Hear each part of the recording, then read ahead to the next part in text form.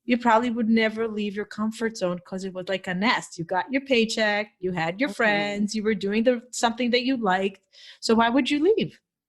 Right. And people will say to me, well, do you regret? Because you talk about Google very fondly, not so much in the book. I mean, but I'm just, I use my examples of working there to prove a point, but generally I had a great experience there. But here's the thing.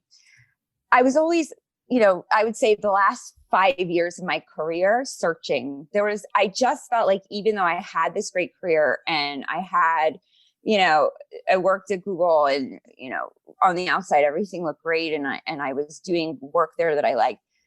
I always felt this gnawing inside that there was more in me that I needed to express, like so much of my thoughts and I felt compelled in some way to express a part of myself that I couldn't at work.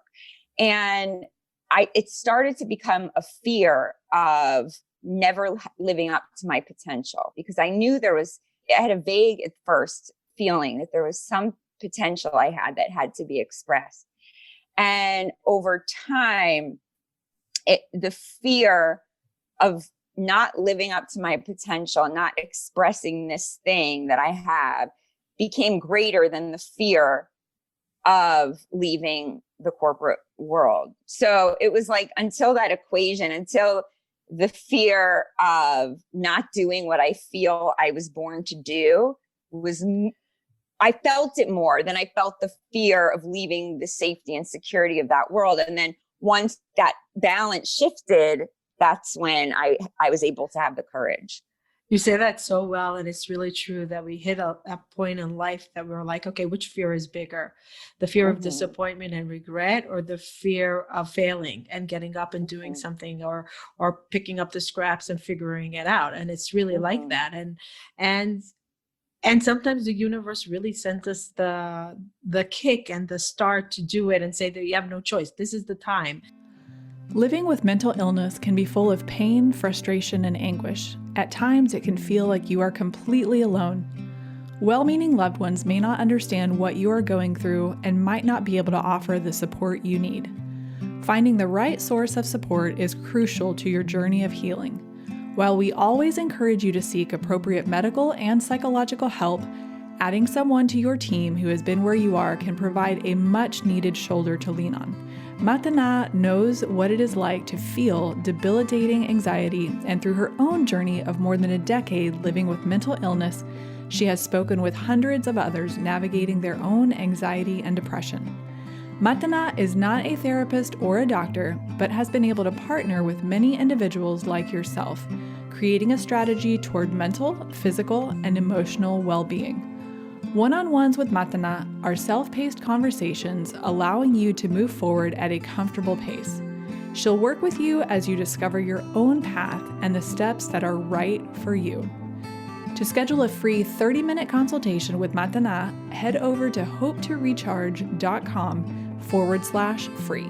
That's hopetorecharge.com/FREE. Or you can click the link in today's show notes. And now let's get right back to Matana and today's conversation. My question to you is, do you think being a mother gave you so much more of education of what you wanted to share with the world? Like, you had an idea of your thoughts and the way about female in the workforce, females in general, and then becoming a mom just gave it to another degree of clarity of like, wait, there's something so wrong about what we're taught out there. Such a great question. And it's funny because I'm literally planning out my next podcast episode, which is about this topic. So I have some thoughts on it, but I'm just thinking as I'm talking about how I want to say this. So yes, because first of all, I had 3 kids in 2 years. Oh, you have twins. And yeah, my second pregnancy was not planned. And then I found out it was twins at some point during the pregnancy. And I was terrified because my older son was really only, a baby at that point. Wow. And so I had 3 kids under 2. So I had 2 newborns and a 2-year-old. And then a couple years later, I was separated, and I was at that time doing it full time. I had them for a period of time, full time, and had this job at Google in the city. And I guess managing all of that, understanding how much energy goes into being a mom and still doing well at work, I felt like a superhero. And then I would go to the office and attend these lectures of female empowerment about how we need to do this. And, we need to be more assertive and ask for things. And I just thought, dude, who's teaching the men how to be more like us? Because we are holding the world together right now as moms, like doing everything. And I tell the story in the book of this guy named Ed that I used to work with. That's not his real name, but he worked from like 7 a.m. to 7 p.m. and he had 3 kids just around the same age as mine. And I was fascinated by him and I liked him. We were friendly, but it was like his kids just didn't exist between the hours of 7 and 7. He never had to think about them, worry about them. It was like he got to bring his whole self and energy to work every single day. Right. Where like I would rush in like half crazed after having lived a lifetime between the hours of 5 a.m. and 7 with 3 babies. With no one serving you coffee. And you'll be lucky if you got a sip of coffee, right? Right. So I just saw how much we were pulling like the double duty of managing it all and then trying to pretend that we weren't because, you can't. Superwoman, I have my makeup on and my high heels and I'm all put together. You can't be that crazed mom in the office. And so I think it solidified or crystallized my feelings that, God, we're getting something wrong here because, like I said, women are like the invisible heroes of this world. And, I just felt like we weren't looking at it right. And I think that having my kids and life just being turned upside down in a short time made it really clear to me and probably gave me the confidence to speak my mind on the topic. You speak in the book. We can't go into exactly there's so many things that I wanted to discuss from the book, but you split it into 2. What was the misconceptions and things that went wrong? And the second half, like I think from chapter 7 and on, is like what you dream and what you think is right. And the way you wish the female showed up in the world, how we were educated, how we were given grace, understanding, how each one is unique to themselves. And you said it in such a nice way. I think it was in chapter 6. And I want to give you the opportunity to share it because it was like, wow, this is it. If we only got it. You described, I might get it wrong. You described an event that they did from, I think it was either Google or Facebook, I don't remember. And they gave you your personality description by color, the red, the green, and you were the green. And then you raise your hands and like the leaders, what color are they? Right. Tell that story because it really defines exactly what's broken. What's broken. So the book, I wrote the journey to write it was the story of Facebook and Google, but that's not really what the book's about, right? The book's an attempt to answer the question, what have we gotten wrong about women at work? And I didn't start with the answers. I just started with that question. And over time, through research, experience, insight, I started to understand. And that story you're talking about was one of the most formative in understanding this from a new perspective. And what happened was, so we used to take these personality tests a lot for team offsites at Google. And, they help you understand yourself better and how to communicate with other people. And I love stuff like that. I know some people, poo-poo it, but I just really enjoy it. It helps me like learn more about myself. So this particular offsite was in headquarters at Google in Mountain View. And we did this extensive survey. When we showed up, they handed us these like thick black booklets with the results. And they were really these very in-depth maps of our personality. And on the inside was one of 4 colors to represent which of the 4 major personality types that you were. So mine was a green, and it meant that I have a strong drive to help people. I strive for harmony. And Relationships. I prioritize my relationships. Right. Now, and I joke in the book that was like the hippie group, which is like nobody wants to be in that group in a corporate sales meeting. Right. And I joke, but it's true. They don't even just call it green. They call it earth green. Oh, are you serious? Yeah.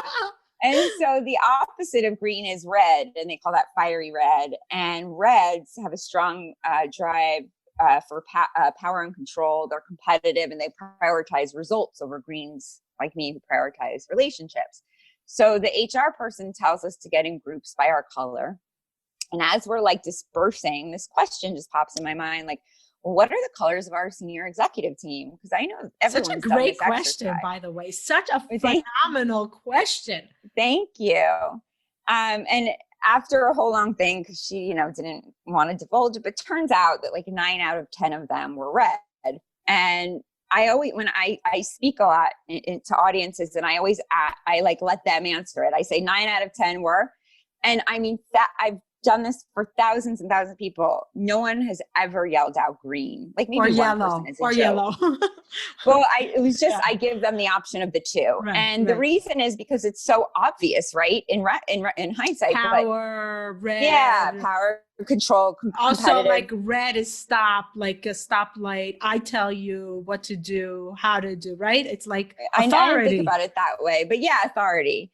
And the insight for me was around motivation, because in the corporate world, right, like people that are driven to the very top to break that, that glass ceiling or whatever, if you're a man or a woman, it's mostly they're motivated by power and authority, because it grows as you get promoted. You manage more and more people, you have authority over more and more people. But if you're a green like me, having authority over people like that is very uncomfortable and unrewarding, because authority and relationships are in tension with each other, and everyone's more motivated by one or the other. So like, for example, if you're on a team with a couple of your best friends for years, and then suddenly you're promoted to be their manager. Let's say like you really flex that position, like, oh, I'm the boss lady now, you're going to listen to me, and you get all strict. What happens? Your relationship suffers with them, right? But if you do nothing and you just act like their best friend, like nothing changes, and your authority is undermined. But can it happen? Can it really happen? Can you be someone's manager and the relationship doesn't change? Well, that's the point, right? It's like relationships and authority are in tension with each other. If you dial one up, the other goes down. So it's very hard, if not impossible. The point also being that as human beings, everyone's more motivated by one force over the other. So if you're really motivated to forge strong relationships, formal authority is less appealing. If you're very motivated by authority positions, then relationships are less important, not important, but in that context. So the point being, I was up for a promotion at the time at Google, and I was being forced to manage people where I had been an individual contributor, because Google's policy is once you pass a certain level, and I was at that level at that point, you have to start managing people. And so my point to my manager then after the colors exercise was, but I'm not motivated by management positions. This is more of a punishment for me. So can I just, be granted an exception to the policy and remain an individual contributor without having to manage people? And, because this is an issue of like motivation. So why wouldn't we give good performers what they actually want? And so basically she said that our senior team had heard this argument before, but they just didn't buy it, and they felt it was imperative. And then here's really the insight. I was dumbfounded. I'm like, why wouldn't they want to motivate their best performers by giving them things they actually want instead of like things they feel punished by? But over time, I really learned what no business book ever told me, which is what I saw as a simple difference in personality, others saw as weakness.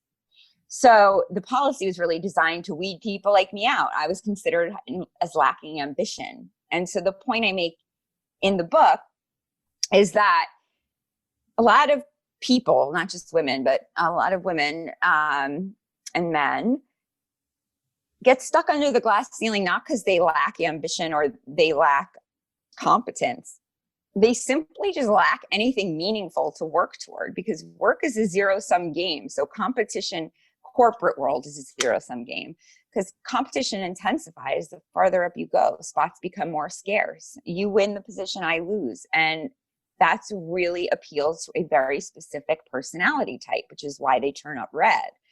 And so I was trying to show that, like in Lean In, Sheryl Sandberg considers, the lack of part of the reason there's the lack of female, CEOs in the corporate world is because there's a lack in ambition. There's a gap in ambition. And I'm trying to point out, actually, there's no gap in ambition, because ambition, it can be applied to anything. You can be ambitious in your journey of motherhood. You can be ambitious athletically, like you can be ambitious creatively. Just not at your job. Like you'll just be not right. in the court. No, Right. I mean, like not to get to the top of a You can have structure. a passion and ambitious in certain part of your life. That doesn't mean that every single a part of your life has to have that same ambition.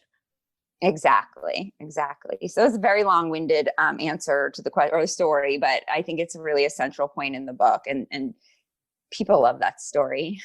It's fascinating. But what happened at the end when they pointed out that most of them are red, and you're like, why don't we have greens? So it's interesting, because in the room, the initial gut reaction by most people was, that's not fair. Why are we only promoting this one certain type? And I remember I said at the table, well, maybe it's just that the other types don't want those positions as much. Right. I'll never forget that, because that's what sparked the insight that really grew into so much of my perspective that's in the book. And I remember, well, maybe they don't want it. And I just sat with that for a long time. And in the room, it was like, okay. And we moved on, we went on with the exercise. I was the only one probably still thinking about it 2 years later, as I'm, putting the book together. So nothing really happened in the room. But it's basically a choice. It's funny that you're bringing this up, because I was talking to my sister, and one of her things that she tries to do in her company is to empower women to work within the workforce in Israel. They're Orthodox women. So to empower them to do the best they can with whatever talent they have. So let's say they could be a great artist, but they don't know how to sell. They could be a great computer programmer, but they don't know how to be in a meeting properly, and they don't know how to integrate with people. So they teach this stuff. And she says one of the biggest conversations that she's having with the hierarchy of the world that are not Orthodox are like, why would we want to take a programmer that does the 9 to 5, and she's going to give birth, because she's Orthodox, every few years, or maybe even every year, and she's happy to have the 8 to 3, low salary, no growth. And they're like, well, why should we take her? Because she has no greater expectation. And my sister's like, why don't you just let her do what she wants to do and be okay with that? And she's going to give the best performance. She just told me about this. And she's like, why can't we just give them the choice to do what they want? So it's funny you say this, because I was just going back to, I read the Steve Jobs biography by Walter Isaacson many years ago.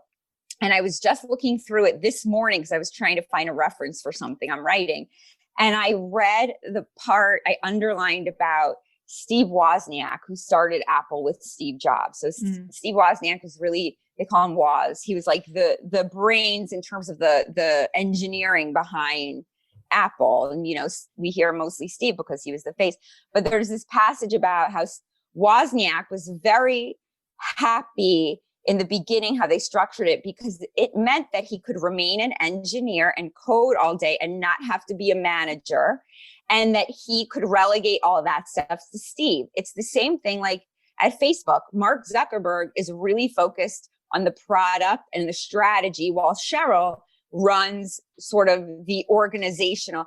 There's these partnerships that exist at the top of tons of higher, where, the CEO has a part. So if they're better at sort of the scaling and the organizational aspects and the processes and all of that, they become like the Sheryl Sandberg. And then the other person who's more creative or wants to code or get into the strategy, they become the Steve Wozniak or Mark Zuckerberg. What I always say is, how come they're the only ones that get to, quote, lean into what they're good at and they love to do? Everyone else is expected to be both. And I think, it's a similar point to what, your sister is having conversations about.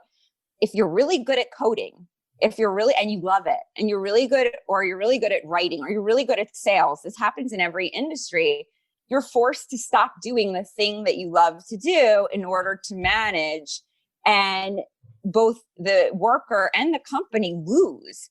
And the reason is because we're just stuck in this is the way it's always been done. If you have a triangle as the structure, advancement means moving up into management.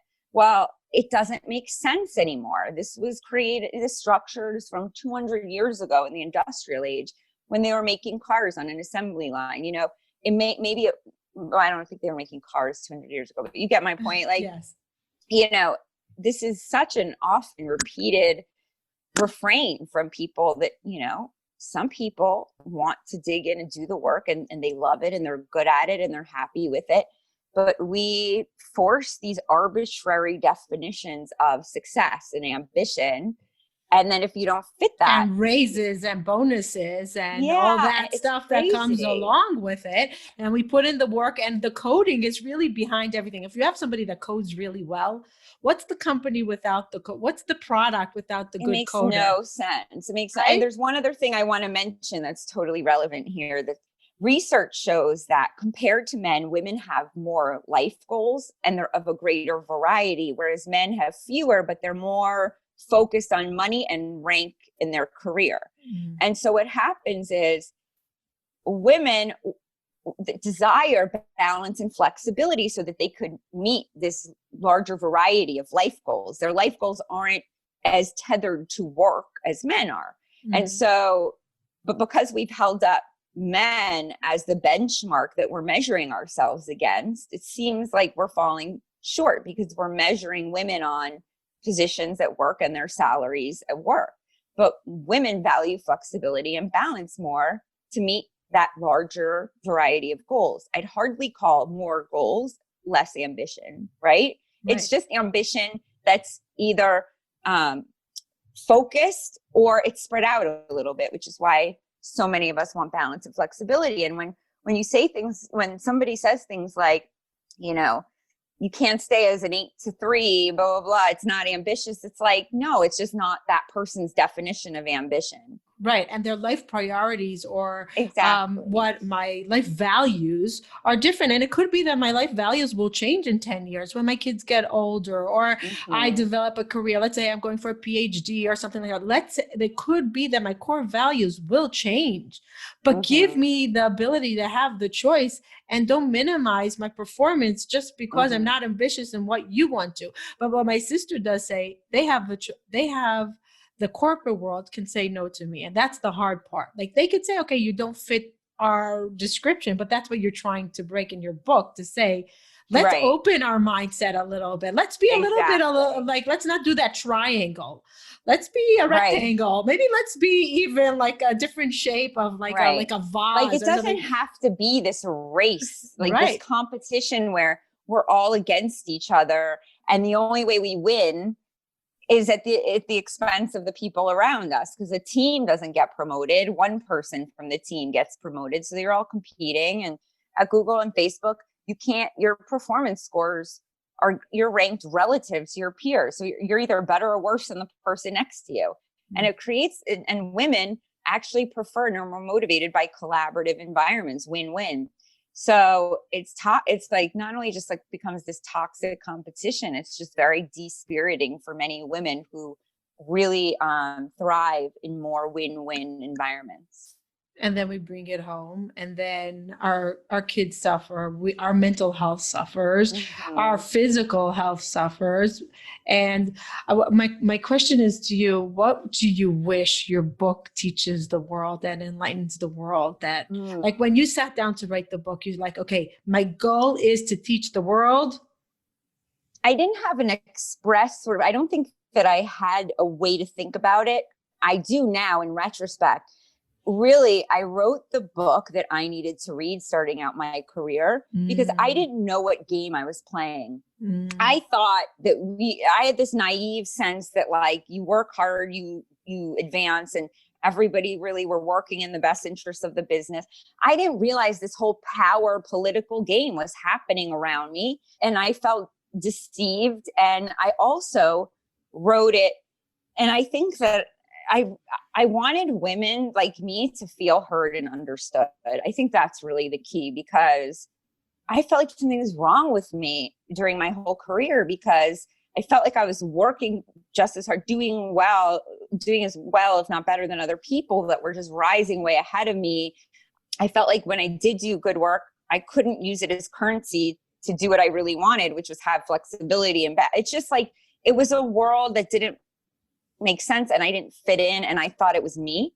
And then writing this really put into perspective that it's not me, that this is a game. Like if you think of different contexts in life as different games, a songwriter is playing a different game than somebody that wants to be the CEO of a multinational conglomerate. And those games have different rules, like, and so I didn't know that. And you didn't know the rules of the game and no one told you what happens when you don't go. It's like the chutes and ladders. When do you fall and how deep do you fall and how fast do you rise? And no one told you the rules.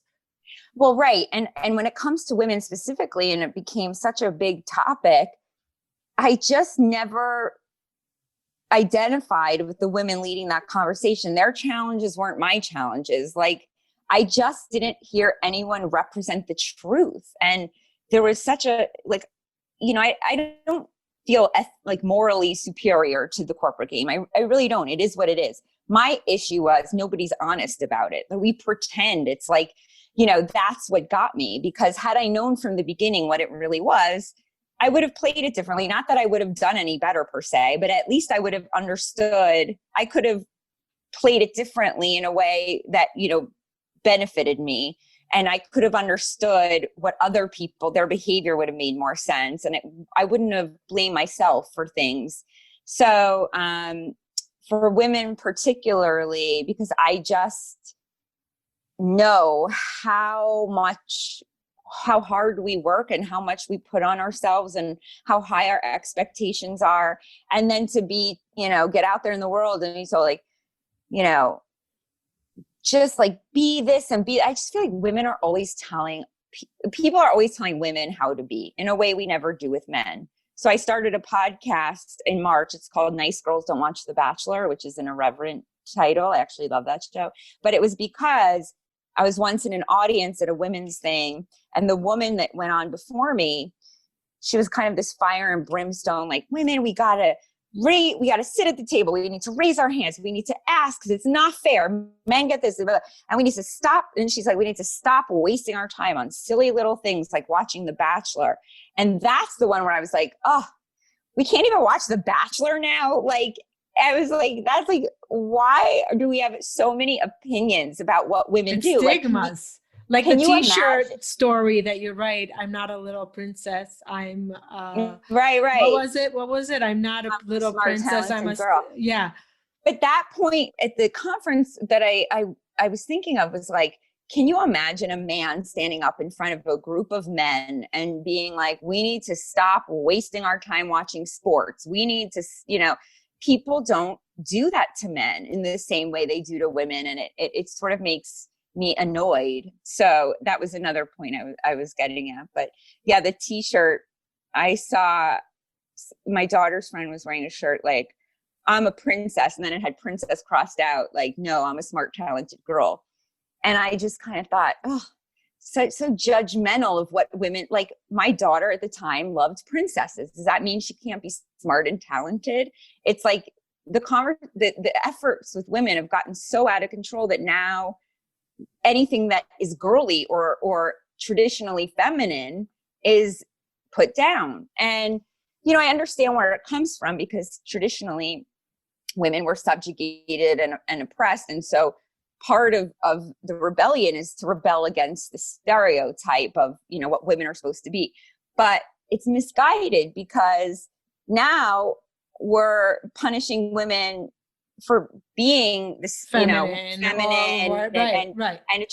have traditional sort of girly attributes. Right. When the point is freedom to be who you are wherever you fall in that dimension. If you're, totally nothing like that traditional stereotype, or you're everything like it, if that's you, be you. Like, it's the judgment of it that's the problem. So that's sort of what I was getting at with that t-shirt. And I will take it to another level. What if I'm not a talented, smart girl? What if I'm an average girl? So what does that mean? Right. I'm X'd out completely, like I'm a nobody? Like, let's give ourselves permission to just be who we are and show up and show up authentically with who we are, with our talents or with our passions or whatever it is, without someone telling us how to show up. I know you have to go. I have 2 more questions. Is that okay? Yeah. I want to know, what was Facebook's reaction? Did you hear from Cheryl about your book? No, I didn't. She has way more things going on. First of all, she's smart enough not to mention my book, because here she is. She has a global platform. She's one of the most powerful women in the world, billionaire.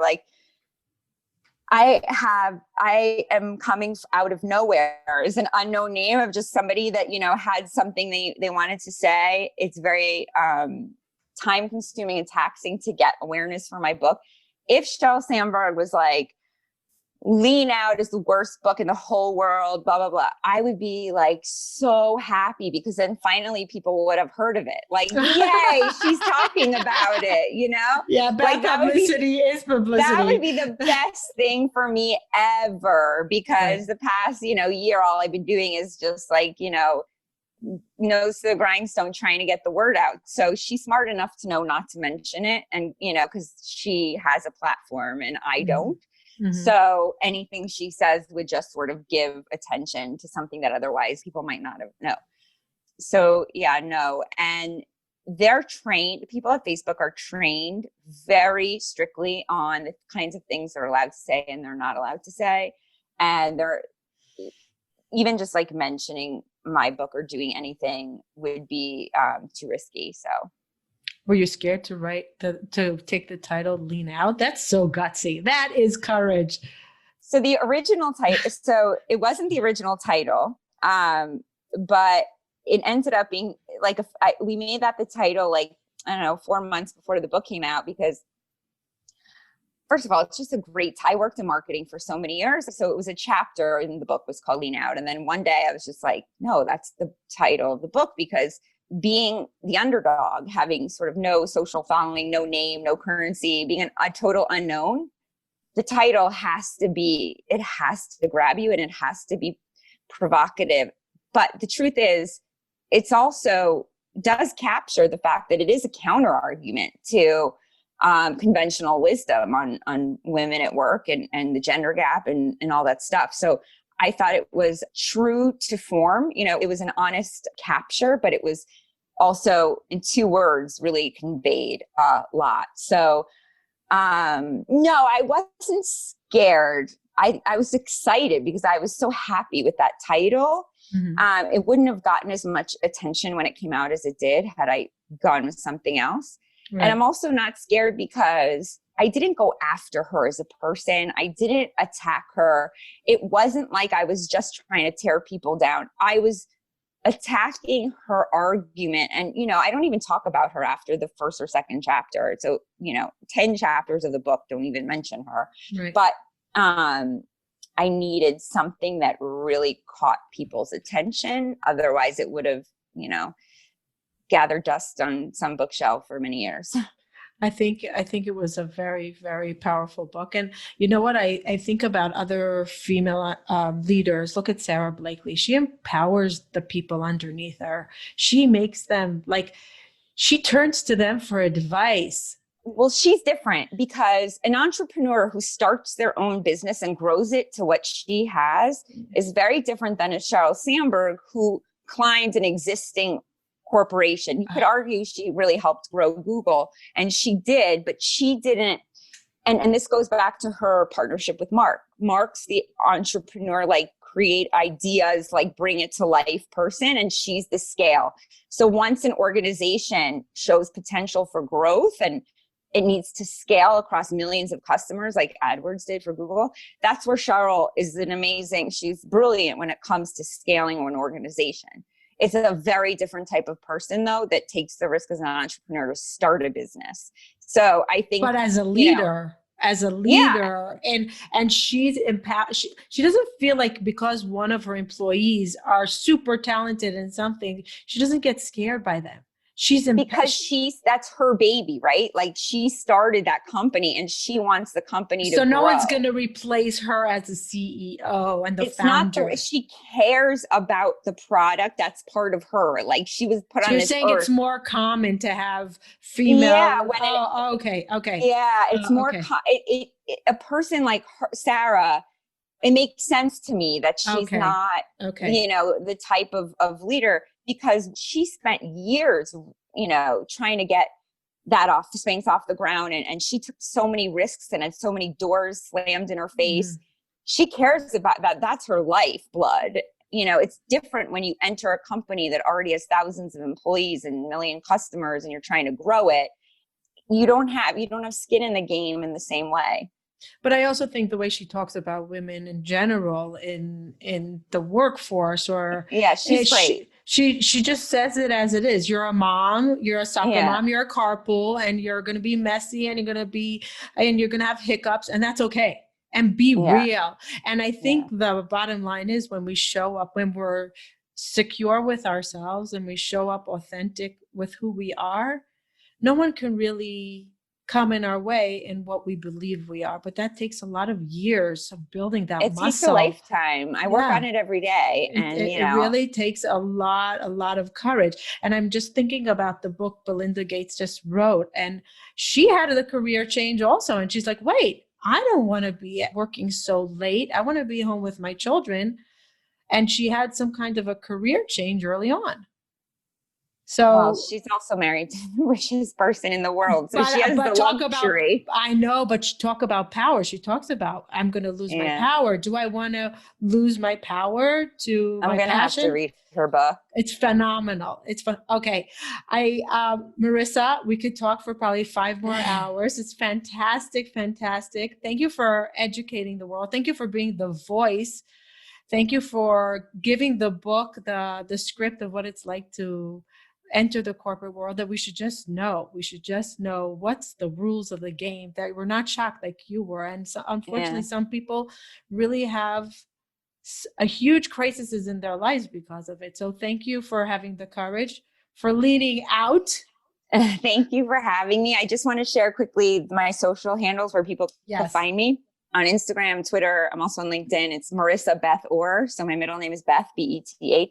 Marissa Beth Orr, ORR. And my podcast is Nice Girls Don't Watch The Bachelor. And the book is on Amazon and everywhere books are sold. And you have to read the book. You have to read the book because it's fascinating. For somebody from the corporate world, it's fascinating.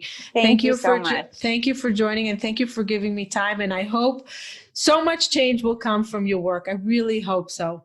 Thank you for joining us. Thank you. Have a great day. Today's episode is sponsored by BetterHelp.com.